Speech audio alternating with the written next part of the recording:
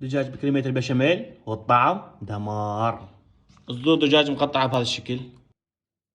كاس تروبة، شوي راشة طحينية، رشة ملح، بهارات دجاج، بهارات قص دجاج كلش طيبة، عصير ليمون، واذا ماكو عصير ليمون عادي خلاص، واتركه ساعة يتبل. اضيف شوي زيت، شوي هواي، افرغ الدجاج واتركه على النار لحد ما يستوي، وبس هيك كلش كافي. الجدر على النار اضيف شوي زيت، اضيف الشعرية واحمس هيك،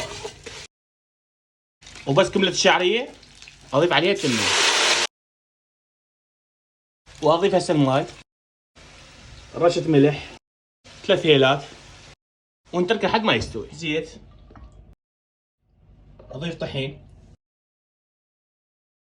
وابدا اضيف الحليب، بعد حليب، نضيف قشطة، اضيف مكعب ماجي، رشة فلفل اسود، وبس هيك كلش كافي.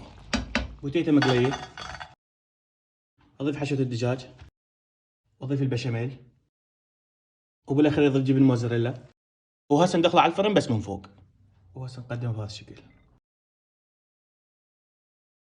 وهسه نجرب.